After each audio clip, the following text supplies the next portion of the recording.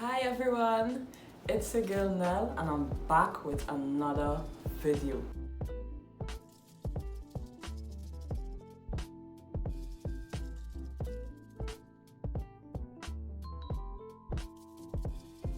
Guys, I am so excited to be with you guys.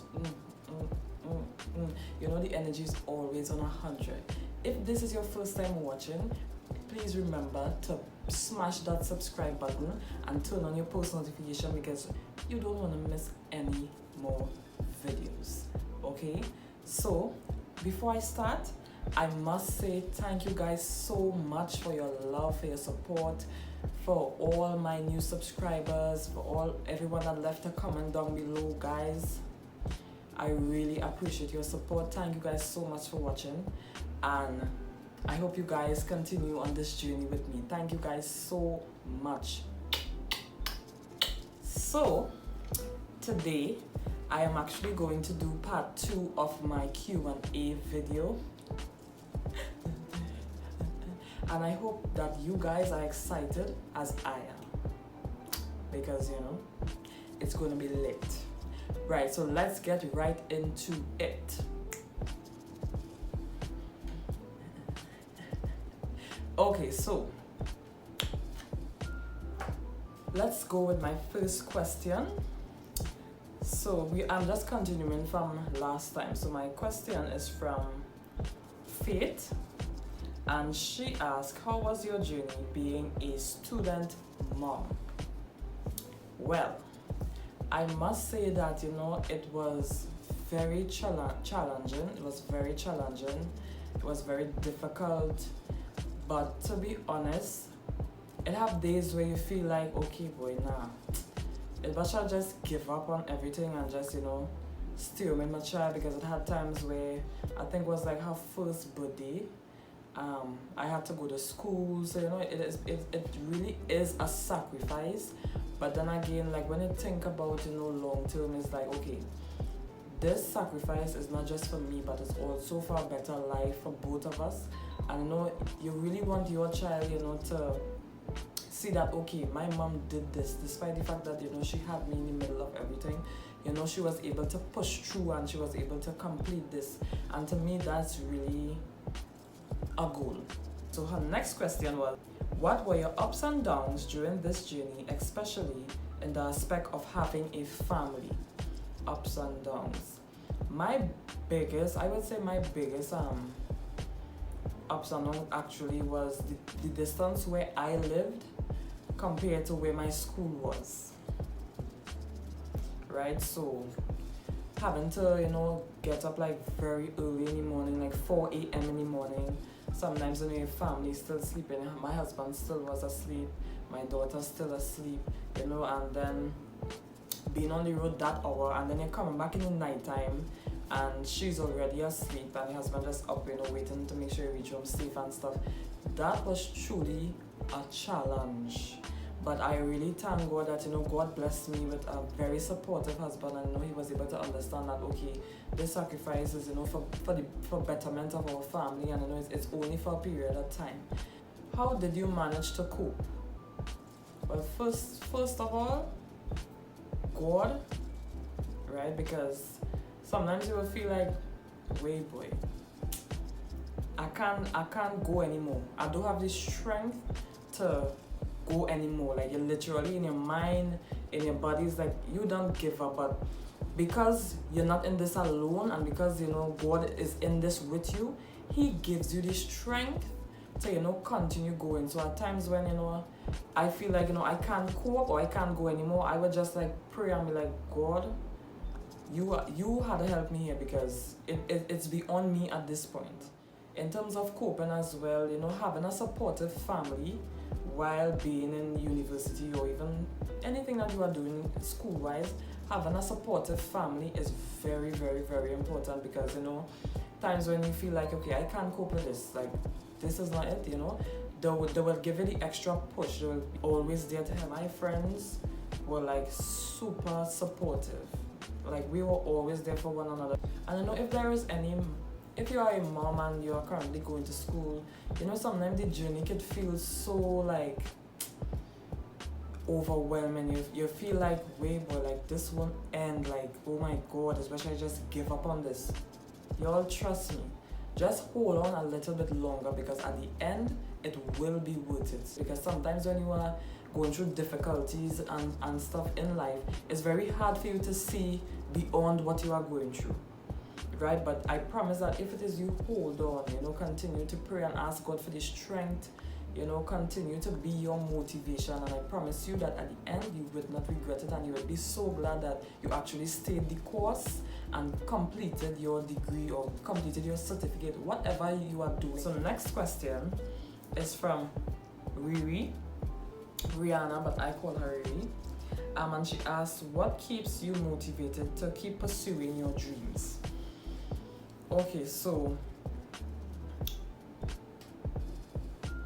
once again, I will say the number one motivation is God, because if it is I come on here and tell you guys like, okay, I am my biggest motivation, and I just do this, I did this all on my own, and it's because of, I would just be lying. And if it's one thing on this channel, I'm going to keep it real all the time and 100% of the time, right? So I must say my biggest motivation is God, because it have times where, you know, you basically already give up and you don't even know how it is you're going. But when it is you remember God's scriptures and, you know, all that He has promised for you, right? That is actually like, okay, God promised that I would have this, so, you know, it's like you would want to continue going just so that you would see the manifestation of God in your life and all that He has promised you to come to pass, right? Another motivation I would say is my family.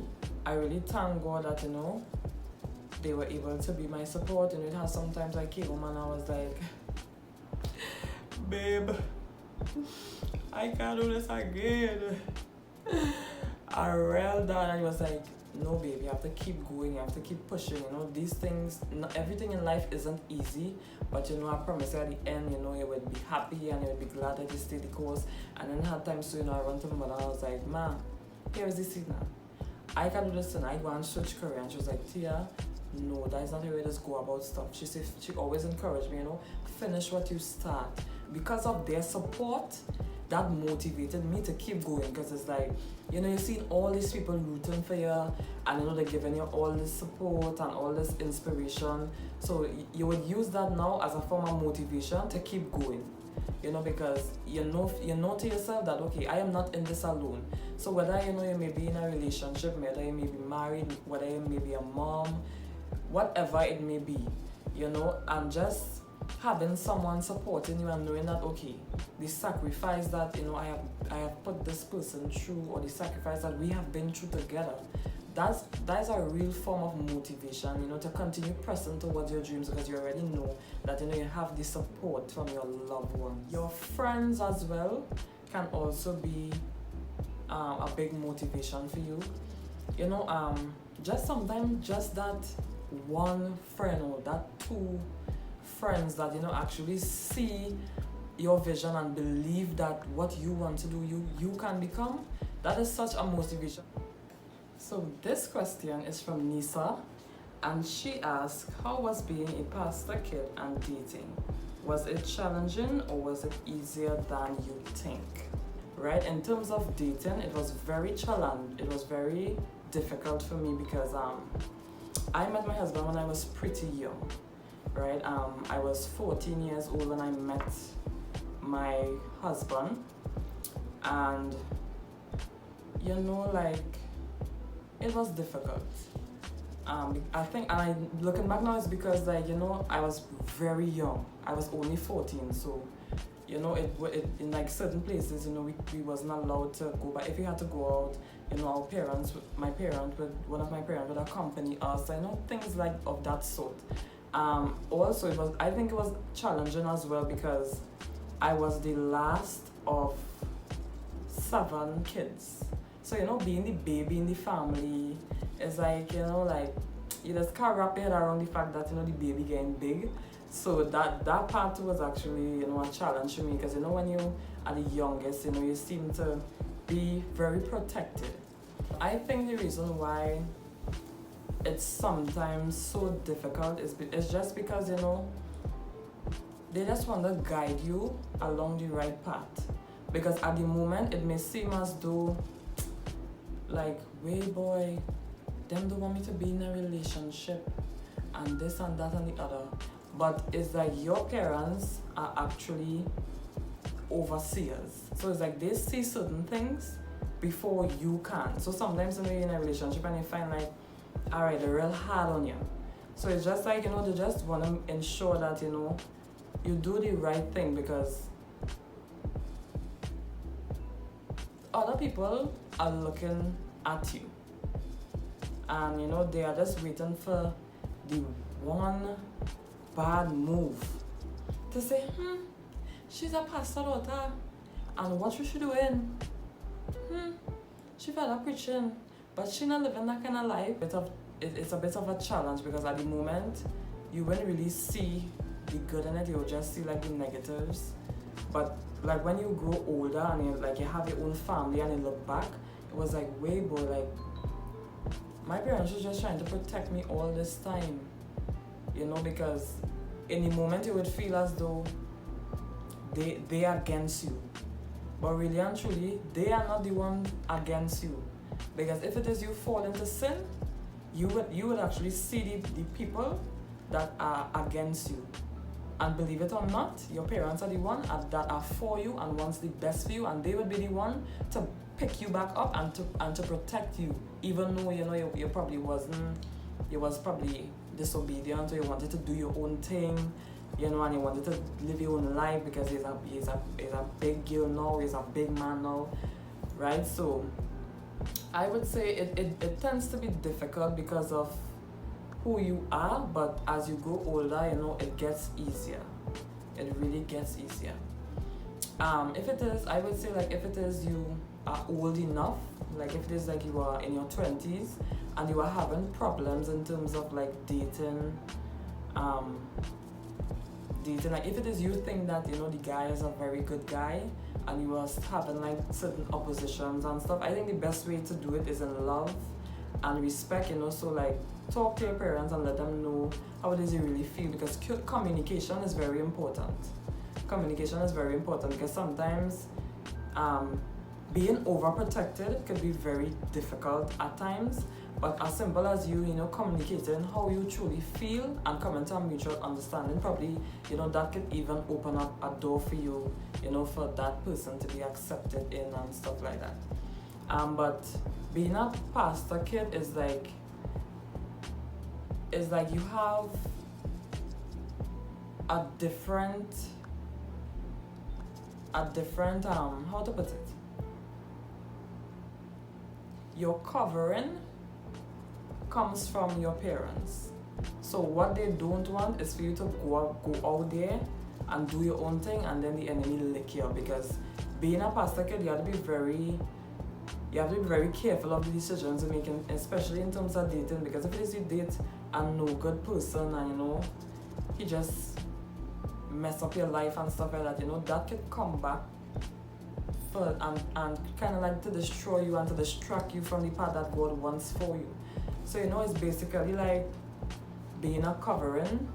Your parents are being a covering for you that you can't see right now, but eventually you would see it, because, you know, looking back, you'd be like, wait boy, I thank God, you know, I listened to my parents, because the devil had sent that boy, because his intention wasn't right, and your parents would pick that up before you could even pick that up. Crystal asked, how do you be confident? Does it come naturally, or is it something that you work towards?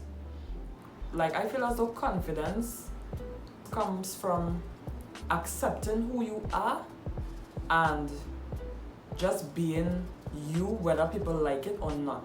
Loving yourself and accepting yourself and believing what God says about you instead of what people says about you. Simple things as the things that you speak into your life can actually affect you being your level of confidence. So if it is, you know, you struggle with something and be like, oh gosh boy, like I will dumb or I will no speak positive things into your life. And confidence is something that it doesn't, I wouldn't say that it comes naturally, but over a period of time as you go about life and you experience certain things, you know, it grows.